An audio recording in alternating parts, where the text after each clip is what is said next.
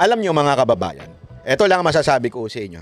Itong banat ni Pangulong Duterte, panawagan niya sa mga magigiting pang mga pulis, mga disente pang mga pulis, at mga sundalong may pagmamahal para sa bayan. Protektahan mo daw ang ating mga kababayan.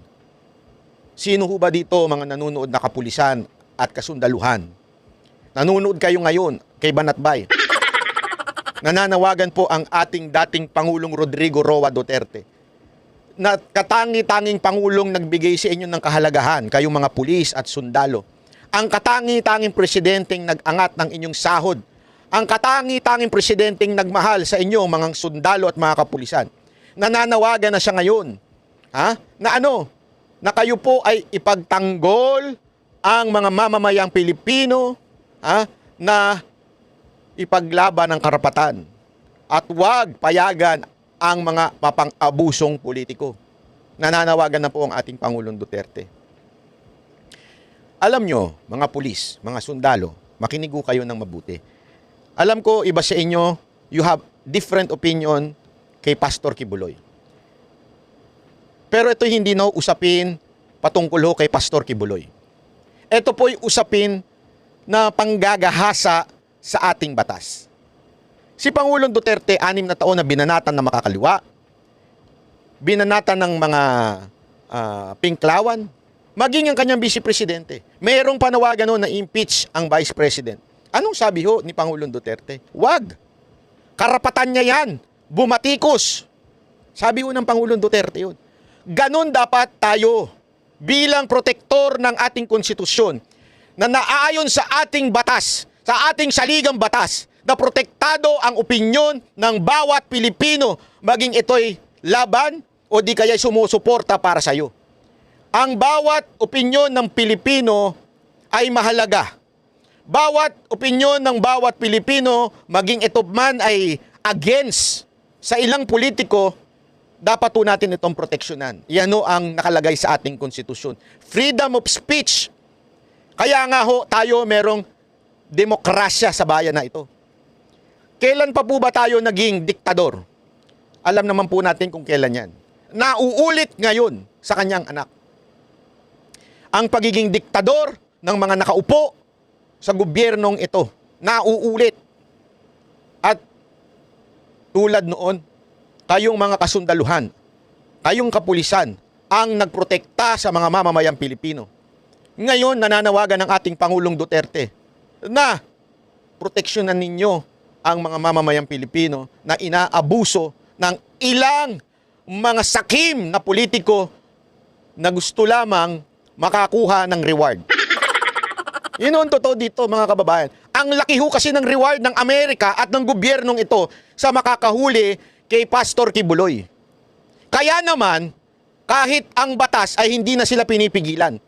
Ang tamang pagpapatupad ng batas ay hindi na ho sila pinipigilan. Bakit? Sila po ay mga greedy na pagdating sa pera.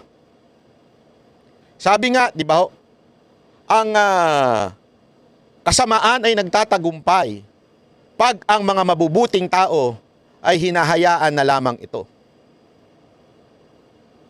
Mga mabubuting sundalo, kapulisan, ito ho ang panawagan ng ating Pangulong Rodrigo Roa Duterte. Proteksyonan ninyo ang mamamayang Pilipino sa mga mapang-abusong nasa kapangyarihan. Marami pong tumawag sa akin, marami pong nagbigay ng sentimento sa aking mga kapulisan, kasundaluhan. Sinasabi nila, hindi sila sang-ayon sa ginagawa ng pulis. Kahit pa sila po ay hindi membro ng KOJC o di kaya sila ho ay may ibang paniniwala kay Pastor Kibuloy. Sila ay naniniwalang hindi na tama ang ginagawa nitong si General Torre at nitong si PNP Chief na si Marbil.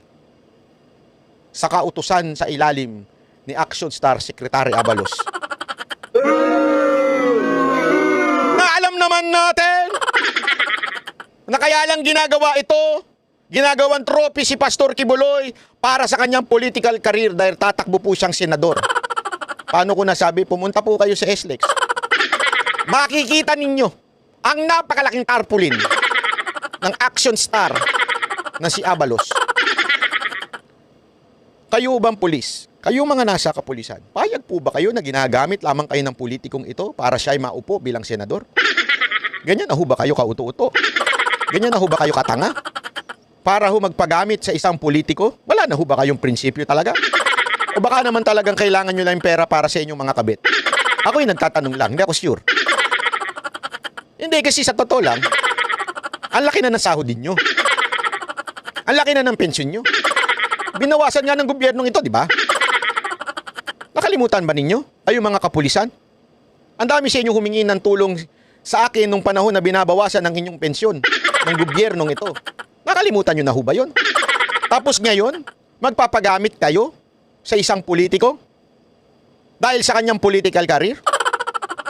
Sapat na ho yung sahod nyo. Unless meron ho kayong ibang